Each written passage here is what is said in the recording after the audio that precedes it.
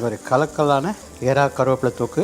Sunday மத்தியானம் லஞ்சுக்கு சுட சுட சாதத்தோட இந்த ப்ரான் கருவேப்பிலை தொக்க வச்சு சாப்பிட்டா சொல்லும் போதே வாயில எச்சி ஊறுது. எப்படி பண்றதுன்னு பார்க்கலாமா? கடாயில 2 கை நிறைய கருவேப்பிலையை சேர்த்து ட்ரை ரோஸ்ட் பண்ணி மிக்ஸி ஜார்ல சேர்த்து பவுடரா அரைச்சு எடுத்துக்கோங்க.